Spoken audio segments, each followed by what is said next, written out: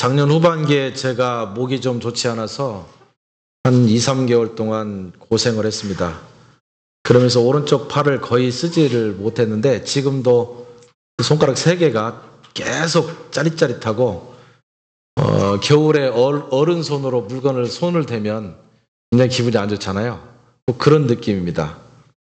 그래서 오른쪽으로 힘을 안 썼더니 몇 개월이 지나지 않았는데 제가 이렇게 옷을 벗고 봤더니 오른쪽과 왼쪽의 근육 상태가 아주 다릅니다. 그래서 오른쪽의 근육이 왼쪽에 비해서 약 3분의 1이 적습니다. 이렇게 만져보면 뼈가 이렇게 있고요. 그래서 살이 별로 없어요. 그래서 아마 여러분도 마찬가지라고 생각이 되는데 열심히 뛰고 할 때는 다리 근육이 굉장히 커지지만 한 1년 정도 안 뛰고 앉아서 이렇게 일을 하다 보면 굉장히 물렁하게 되는 것을 보게 됩니다. 어렸을 때 태어날 때 똑같은 근육의 구조를 가지고 태어나지만 꾸준히 운동하는 사람은 근육이 점점점 발달해서 근력이 강한 그런 사람이 됩니다. 지구력도 강해지고요. 무엇인가 일을 꾸준히 할 때 지치지 않습니다. 그런데 똑같은 근육 구조인데도 불구하고 그 근육을 사용하지 않으면 지구력이 떨어져서 어떤 일을 하게 됐을 때 금방 지치고 피곤하고 또 몸은 건강해 보이지만 그러나 힘을 못 쓰는 그런 상황이 될 수도 있습니다. 우리의 재능도 마찬가지입니다.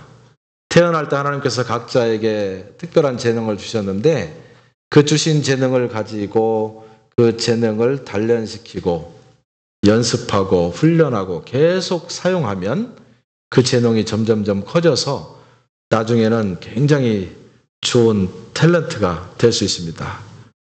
그래서 만약에 피아노를 치는 사람이 하루에 내가 재능이 있다 생각되는 사람은 하루에 5시간씩 꾸준히 10년을 친다면 엄청난 놀라운 실력이 될 것입니다. 그렇죠? 노래도 마찬가지죠?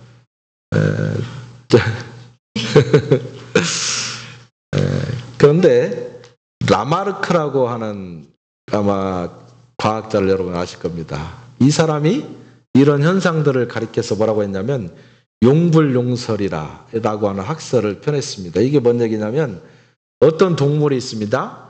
그 동물의 기관이 그 기관을 다른 기관에 비해서 계속적으로 자주 사용하면 그리고 끊임없이 사용하게 되면 다른 기관에 비해서 점점 강해진다.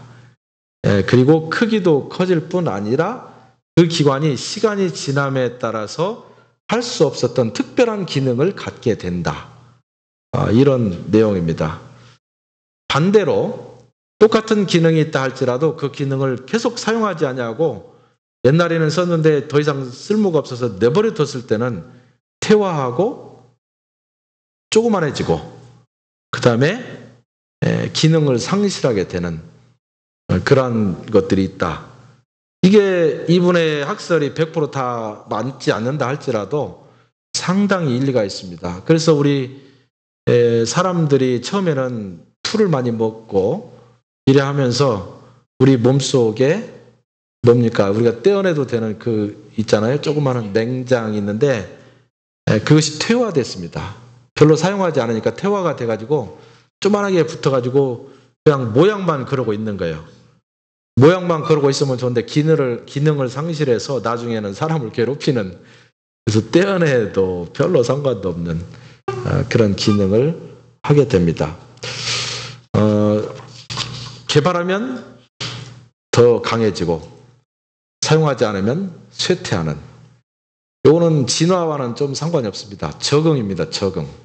환경에 어떻게 우리 몸이 적응해 가고 있는가 이런 이야기입니다. 우리의 사람의 생각이나 말이나 행동도 마찬가지입니다. 우리가 어떻게 생각하고 있느냐에 따라서 우리는 말을 하게 되고 그 말하는 것에 따라서 우리는 우리의 행동을 하게 되었습니다. 사람의 생각도 나도 모르는 사이에 생각하는 쪽으로만 계속 발달하게 돼 있고 그래서 그 생각이 계속적으로 그쪽으로만 생각을 하게 됐을 때는 그게 용굴용성의 이론에 따라서 발달되고 나도 모르는 사이에 무엇인가를 형성합니다. 우리는 어떤 사람이 형성한 그 모양을 가리켜서 성향이라 이렇게 얘기를 합니다. 그래서 어떤 사람은 똑같은 내용인데도 불구하고 얘기를 하다 보면 모든 사건에 대해서 굉장히 부정적인 시각을 가지고 그 사건을 바라보는 사람이 있습니다. 옆에 있는 사람도 굉장히 피곤합니다. 근데 환경 자체는 별로 이렇게 썩 좋지 않음에도 불구하고 굉장히 긍정적인 생각을 가지고 그걸 바라보는 마음의 태도를 갖고 있는 사람도 있습니다. 여러분 한번 생각해 보십시오. 잘 관찰해 보세요. 어떤 환경에서 어떻게 대처하는 사람은요, 그 다음 환경에서 그렇게 비슷하게 대처합니다. 그래서 마음이 태평한 사람은 항상 비슷한 태평한 상태로 그렇게 반응을 하게 돼 있어요. 그게 성향이에요. 왜 그렇게 됐는가? 처음에 하나님께서 우리에게 주신 생각, 말, 행동 이런 모든 것들이 거의 비슷했을 거예요. 그러나 어떠한 방법으로 어떻게 내가 대처할 것인가라고 하는 그 선택을 각 개인이 합니다. 그래서 그쪽으로 계속 하다 보니까 자기도 모르는 사이에 그것이 발전되고 그게 강화되어서 자기의 성향을 만들어 갑니다. 그러면 우리는 그리스도인으로서 우리의 생각과 우리의 말과 우리의 행동을 어떠한 방향으로 발전시켜 나갈 것인가? 참 중요한 원리입니다. 그런데 오늘 우리가 읽은 말씀 속에 서로 다른 두 방향으로 생각했기 때문에 말도 그렇게 다르게 하고 행동도 그렇게 다르게 하는 두 종류의 사람이 나오는 것을 볼 수 있습니다. 생각은 굉장히 중요합니다.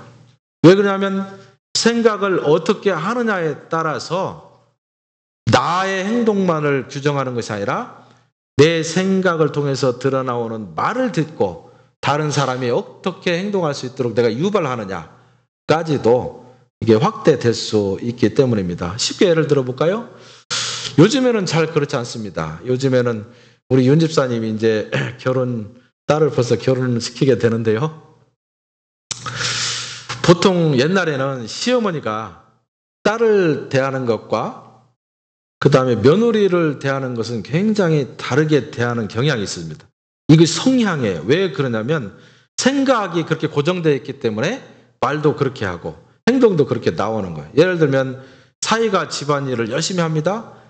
그럼 어때요? 그 딸의 어머니는 그 사위에게 아이고 기특한 거예요. 너무 예뻐서 궁둥이를 때리고 다니겠죠? 그런데 자기 아들 집에 가봤더니 아들이 열심히 살림을 막 하고 있어요. 못마땅해요. 예. 똑같은 현상인데 못마땅해. 딸이 딸을 낳으면 어떻게 해요? 살림미천이라고 얘기를 해요. 며느리가 딸을 낳으면 그래도 아들이 든든한데 이렇게 반응하게 되어 있습니다. 아들이 살이 찌면 어때요? 며느리가 잘못해가지고 부었어요. 예. 근데 사위가 살이 찌면 내 딸이 잘해줘가지고 몸이 건강해진 거예요. 딸네 집에 시어머니가 왔습니다. 아이고 주책이다. 내가 딸 집에 가는 건 당연한 거예요. 그렇죠? 네, 그런 것입니다. 딸의 집에 가봤더니 옷이 많이 있음에도 불구하고 얘야 옷 좀 사입어라. 며느리 집에 갔더니 옷은 별로 없는데 너는 왜 네 옷만 그렇게 많냐? 이렇게 생각합니다. 왜 그렇습니까? 며느리가 싫어서 그런 게 아니라 어떻게 내 생각이 딸에게 집중되다 보니까 집중되지 아니하는 사람에 대해서 그런 생각을 나도 모르는 사이에 성향을 갖게 되는 것입니다. 죽이는 쪽으로 생각하는 성향을 갖고 있는 사람들을 성경에서는 뭐라고 하냐면 외식하는 자 이렇게 얘기를 합니다. 그리고 우리가 요즘에 성경을 읽을 때는 이런 사람을 가리켜서 형식주의자다. 다른 말로 하면 바리새인들과 같은 특성을 가졌다 이렇게 얘기를 합니다. 그래서 마가복음 3장 2절 말씀에 보면 이런 말이 오늘 본문입니다. 사람들이 예수를 송사하려 하여 안식일에 그 사람을 고치는가 엿보거늘. 사람들이라고 하는 것은 누굽니까? 바리새인입니다. 바리새인들은 예수님이 안식일에 사람을 고치는 것들에 대해서 어떤 관점을 어떤 마음의 생각을 가지고 바라보냐면 예수를 송사하기 위해서 흠을 잡기 위해서 그 마음을 가지고 그 환경을, 상황을 지금 바라보게 되어 있습니다. 이 바리새인들의 생각 속에는 예수님이 누군가를 살리는 것에는 관심이 없습니다. 예수님이 누군가를 살리면서 예수님이 인기를 얻게 되면 자기들이 가지고 있었던 종교적인 실력들, 종교적인 위치에 악영향을 주지 않을까, 자기 생각을 먼저 하게 된 것입니다. 그래서 자기를 보호하고 자기의 기득권을 침탈하는 그 어떤 행위에 대해서도 죽이기 위한 생각을 갖고 지금 상황을 보게 된 것입니다. 그러다 보니까 그의 생각이 어떻게 하면 그 사람을 송사할까, 고발할까, 말하자면 그 행동을 하지 못하도록 그냥 말살할까 라고 하는 생각을 가지고 그 일을 지켜보았더니 6절에 보니까 바리새인들이 나아가서 곧 헤롯 당과 함께 어떻게 예수를 죽이고 의논하니라. 생각을 했더니 결국 흠을 잡게 되었고, 그 흠을 잡은 다음에 말을 통해서 그 사람을 구체적으로 죽여나가기 시작했다라고 하는 사실입니다. 이게 잘못된 생각을 갖고 있는 사람들의 성향입니다. 예수님이 누군가를 살렸다라고 하는 사실에 대해서 지금 슬퍼할 사람이 여기 하나도 없어요. 그런데 그것을 굉장히 못마땅해 하고 누군가 살아났다라고 하는 것에 초점을 맞추지 아니하고 예수가 그 일을 주일날 했다, 안식일에 했다라고 하는 것에 큰 초점을 맞춥니다. 이러한 성향을 갖고 있는 형식주의자, 말하자면 외식하는 사람들에게 걸리면 누구나 죽습니다. 걸린 사람의 행동과 태도에 전혀 상관없이 그 사람은 죽게 돼 있어요. 그래서 그리스 신화에 등장하고 있는 프로크로스테스라고 하는 신이 있습니다. 이건 누구냐면 바다의 신인 포세이돈의 아들입니다. 그런데 이 바다의 신 포세이돈의 아들인 프로크로스테스는 평생토록 아테네 근처에 있는 강가에서 그 강을 지나다니고 있는 나그네를 그렇게 괴롭힙니다. 평생 괴롭힙니다. 어떻게 괴롭히냐면 그 나그네들이 지나다니는 골목에다가 자기가 나그네들을 푹 쉬도록 하기 위해서 침대를 하나 딱 만들어 놓습니다. 자기가 만들고 싶은 사이즈를 만들어 놔요. 그리고 밤이 되어서 나그네가 지나가면 그 침대를 딱 내줍니다. 그리고 그 침대에 모자란 사람, 그럼 망치를 들고 와가지고 계속 철판떼기를 치는 것처럼 쳐가지고 사람을 늘려가지고 자기 침대에 맞추는 거예요. 그래서 죽게 되는 거예요. 그 다음날 또 한 사람을 침대를 딱 줬습니다. 너무 길어요. 톱을 가져와가지고 다리를 잘라요. 그리고 자기 침대에 맞춥니다. 키가 작은 사람은 작아서 망치로 맞아 죽고, 큰 사람은 톱으로 잘려 죽고, 결국 이 신에게 걸린 모든 사람은 결국 작으나 크나 다 죽게 되어 있습니다. 이 신화가 우리에게 주는 의미가 있습니다. 이 신이 그런 생각으로 고정되어 있는 성향이 있기 때문에 다가오는 나그네의 태도나 뭐 전혀 상관없이 다 사람이 죽게 된다는 사실이에요. 생각은 굉장히 중요합니다. 오늘 2절 말씀을 다시 보시면요, 바리새인들은 회당에 들어가는 이유가 분명했습니다. 예수 그리스도를 흠잡기 위해서, 고발하기 위해서, 쉽게 얘기하면 죽이려는 마음을 가지고 아예 들어갔다고 하는 사실입니다. 예수님이 기적적으로 손 마른 사람을 고치게 되었을 때 박수치면서 야, 저 사람이 평생 힘들었을 텐데 잘됐다 라고 그에게 박수치는 마음은 전혀 없었습니다. 잘됐다, 주일 이 안식일 날 예수가 손 마른 자를 낫게 했으니 저거는 율법적으로 걸리는 일이다, 그거를 딱 바라보게 되었습니다. 그런데 예수님이 그 바리새인들의 외식을, 마음 중심을 봤습니다. 왜 그러냐면 마음 자체가 틀어져 있기 때문에 예수님이 마음을 보았을 때 예수님이 그들을 평가하는 내용이 5절에 나옵니다. 저희 마음의 완악함을 근심하사. 네. 선을 행하는 것과 악을 행하는 저희를 둘러보시고 그 사람에게 손을 내밀라 얘기했다. 이렇게 나오고 있습니다. 그들의 마음이 완악했다. 처음부터 완악했겠습니까? 그러지 않겠죠. 어떤 성향을 가지고 계속적으로 좋지 않은 상황으로 그 마음을 훈련시키고 계속 그렇게 행동을 하다 보니까 자기도 모르는 사이에 완악한 마음이 되었다라고 이제 예수님이 평가를 했습니다. 요즘 말로 하면 마음이 딱딱하게 굳어졌어요. 돌같이 굳어버렸습니다. 무감각해졌습니다. 진리를 수용할 수 있는 수용성이 전혀 없습니다. 왜냐하면 내가 이미 생각하고 있었던 그 사고방식 외에 그 어떤 것도 맞을 것이라고 생각을 하지 않기 때문입니다. 바리새인들은 안식일 날 병을 고치는 것 자체가 잘못이다. 그렇게 하면 율법을 어기는 것이기 때문에 좋지 않다. 라고 하는 자기의 생각에 꽉 사로잡혀서 어떤 사람이 안식일 날 살아나는 것들에 대해서 전혀 관심이 없습니다. 여러분, 하나님께서 구약 성경에 나오는 구약 시대에 안식일을 잘 지키라고 한 이유가 근본적으로는 어디에 있었냐면 그 안식일을 잘 지키는 이스라엘 백성들에게 영적으로 살아나는 은혜를 주시기 위해서 안식일을 잘 지키라고 한 겁니다. 사람들이 그렇게 안 해놓으니까 너무 안식일을 안 지키니까 하나님이 복을 주고 그들을 영적으로 살리고 그들을 하나님의 백성으로 풍성하게 하는데 기회가 없어요. 그러다 보니까 하나님께서 룰을 정해서 적어도 그 정도는 해야 내가 너희를 축복하지 않겠느냐. 축복할 수 있는 기회를 주기 위해서 율법을 만든 겁니다. 그런데 자기 카테고리 안에 탁 들어가서 진리의 수용성을 완전히 닫아놓은 상태에서 너무 견고해지고 딱딱해지다 보니까 독단적인 신앙의 구조를 갖게 되었습니다. 독단적인 신앙의 구조를 갖고 있는 사람의 특성이 뭐냐면 이웃에 관심이 없습니다. 이것이 맞느냐 맞지 않느냐에 관심이 있는 거지 사람이 살아나느냐 죽느냐에 전혀 관심이 없어요. 여러분, 신앙이라고 하는 것은 누가 살아나느냐 지금 우리가 그를 살릴 수 있느냐가 중요한 거지 이것이 신학적으로 맞느냐 틀리느냐가 더 중요한 것이 아니라고 하는 사실이에요.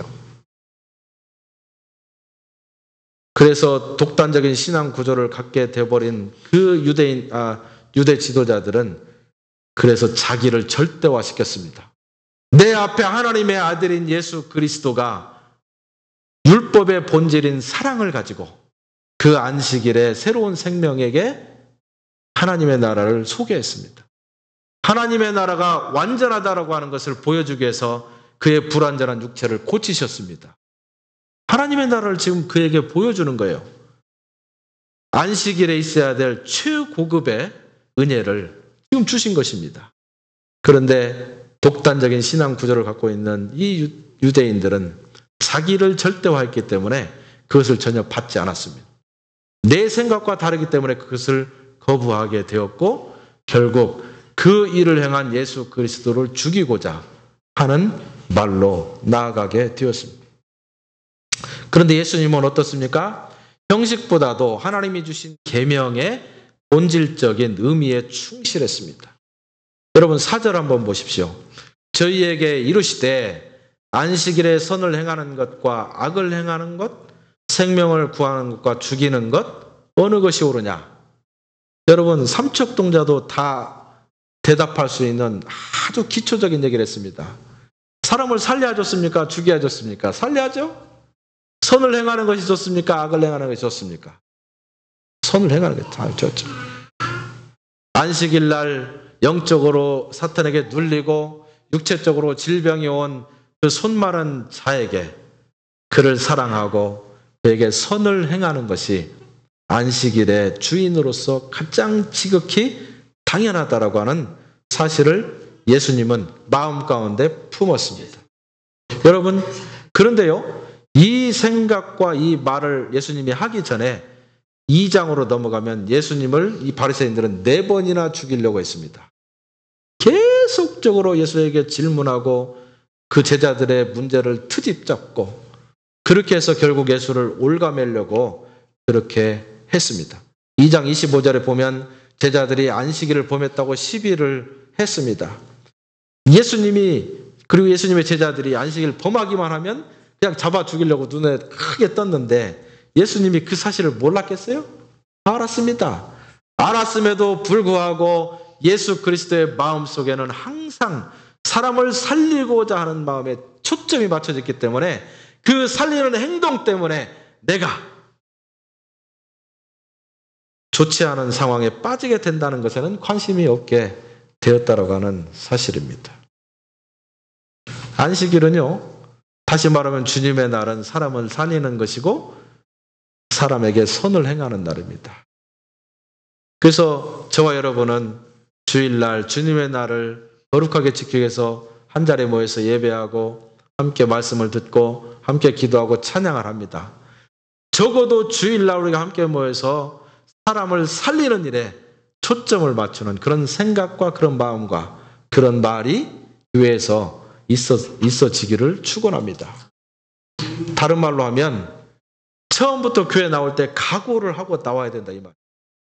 내 마음으로 오늘은 누구를 살려야 되겠다. 아니 누가 아니라 교회 나오는 모든 사람들을 다 살려야겠다.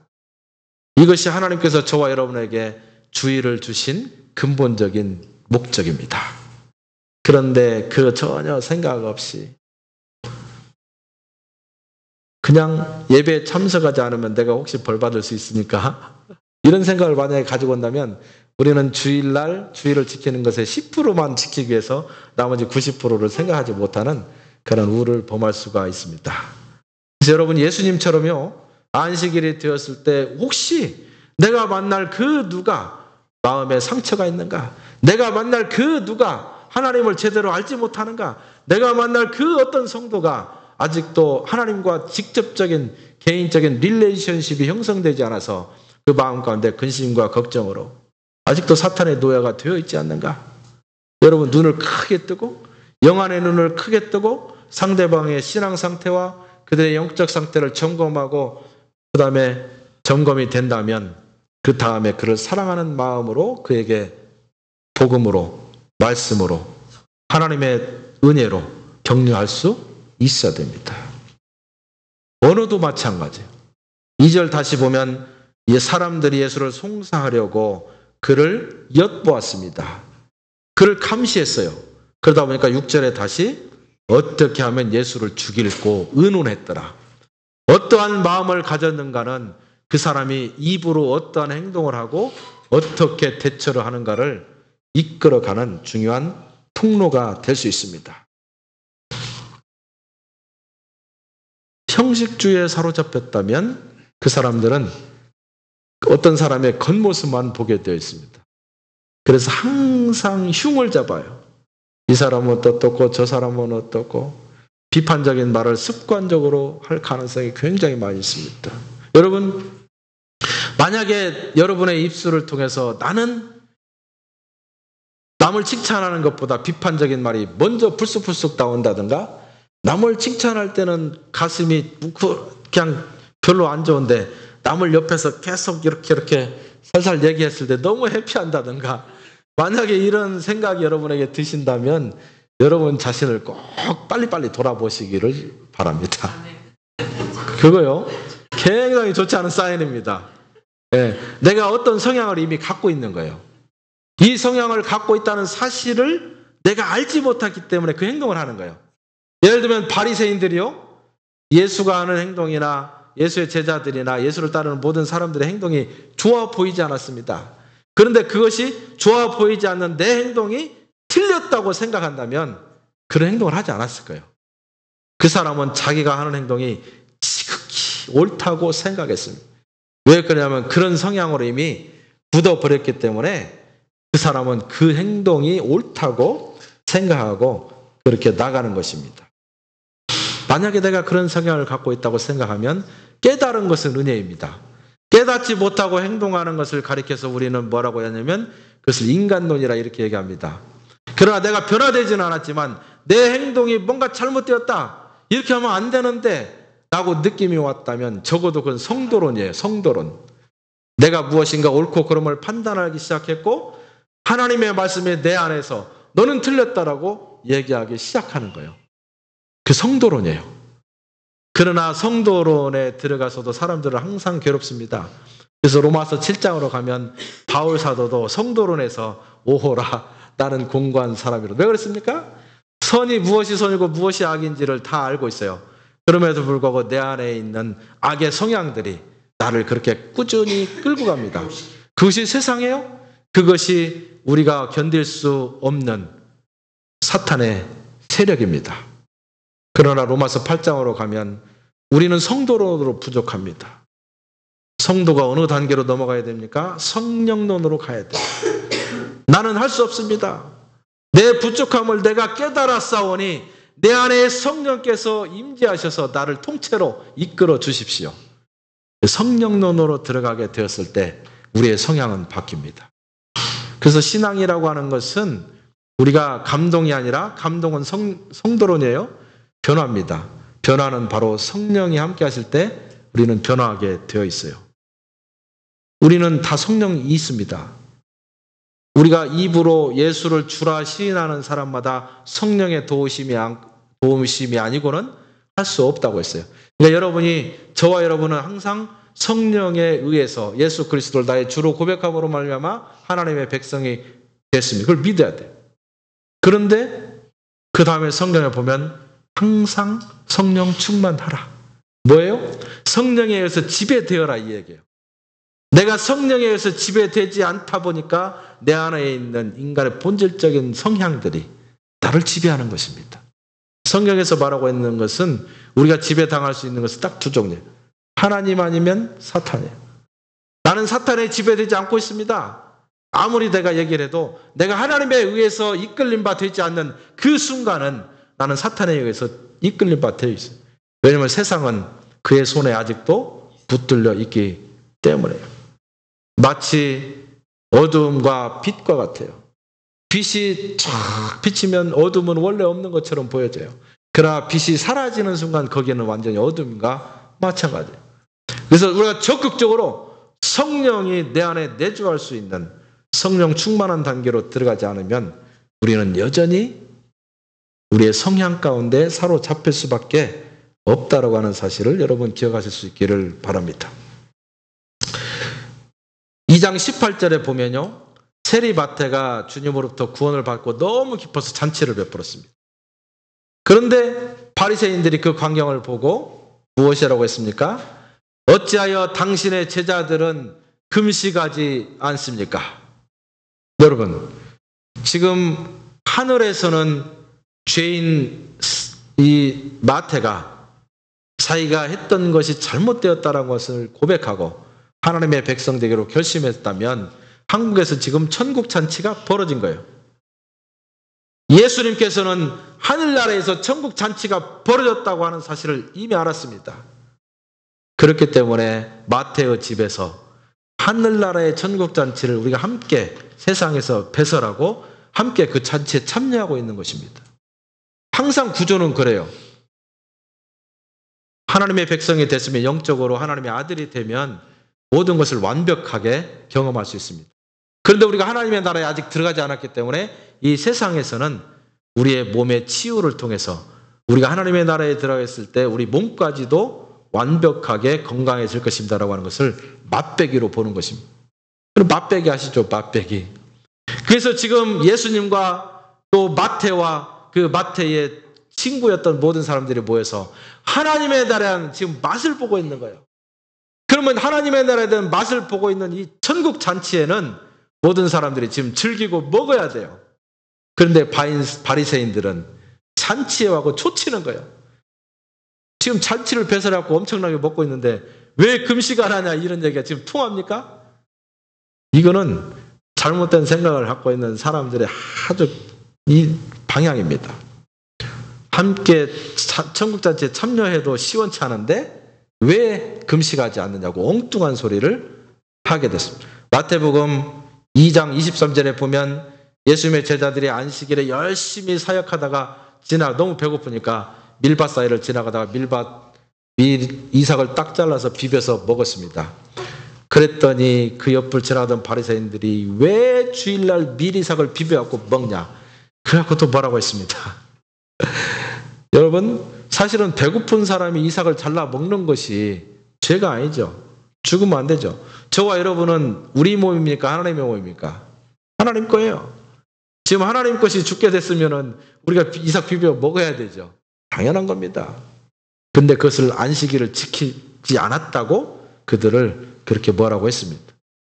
안식일을 근본적으로 지키는 것은 하나님이 첫 번째로 하나님이 우리의 주인 되신다라고 하는 고백을 하나님이 먼저 듣는 것이고 그 고백을 하는 하나님의 백성들에게 복을 내려주시고자 하는 통로예요. 그게 안식의 목적입니다. 그러니까 사람을 위해서 안식이 있는 거예요. 하나님을 위해서 안식이 있는 것이 아니라 인자를 위해서 안식이 있다. 예수님 말하지 않습니까? 네. 안식이라고 하는 것은 쉰다는 의미 있는 것이 아니라 우리의 부족한 모든 것들이 채워진다. 풍성해진다.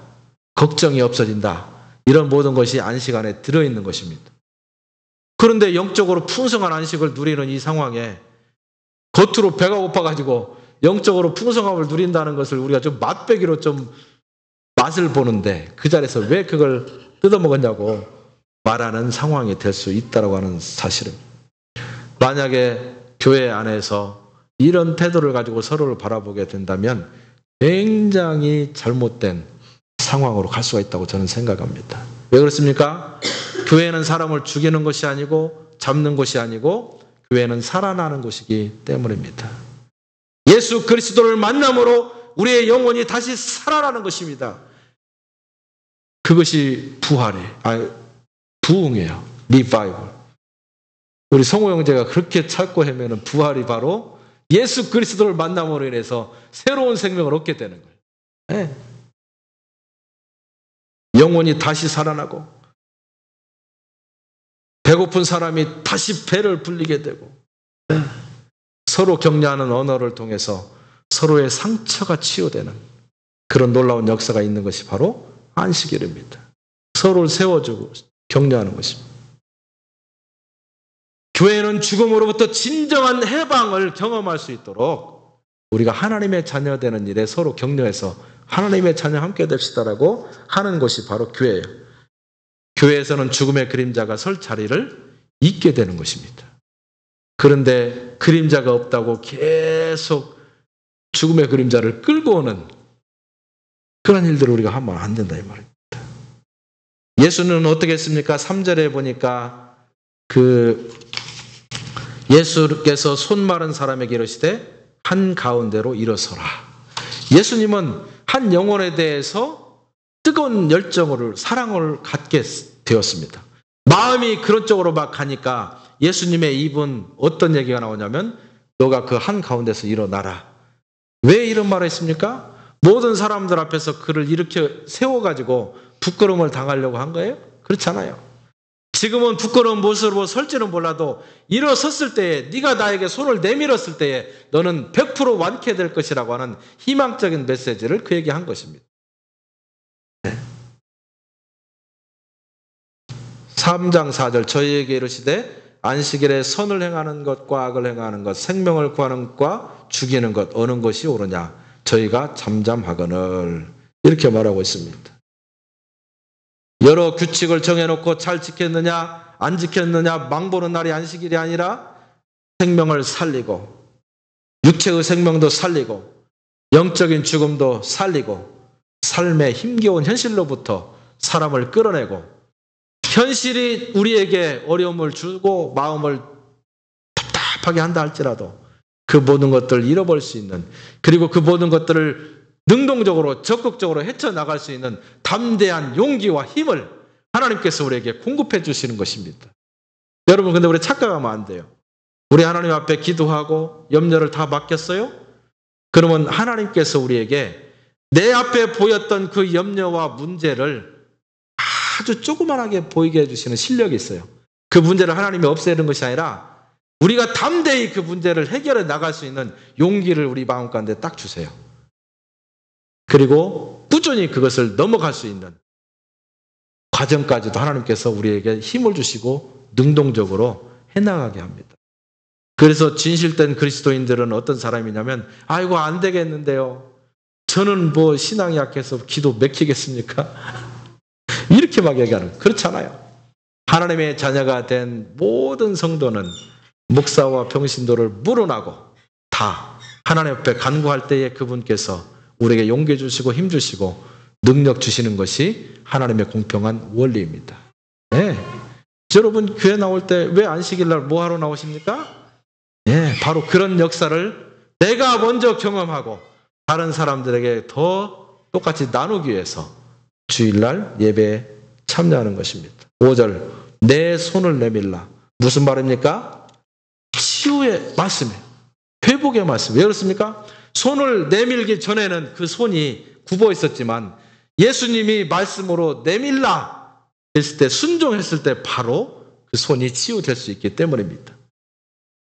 긍정적인 마음, 적극적인 마음, 예수 그리스도를 따라가는 성향의 신앙 태도를 가지고 있는 저와 여러분은 예수님께서 오늘도 이 순간에 내 손을 내밀라 라고 했을 때 우리는 긍정적으로 믿음으로 손을 내밀어야 될 줄 믿습니다. 이 손이라고 하는 것은요, 영적으로 마음에 심한 부담이 있습니다. 그럼 여러분의 마음을 내어놓을 수 있어야 돼요. 어떤 때는 질병이 내 몸 가운데 가득합니다. 질병을 하나님 앞에 내어놓을 수 있어야 돼요. 어떤 때는 재정적인 문제로 해서 마음이 근심이 있습니다. 그런 부분도 내어놓아야 돼요.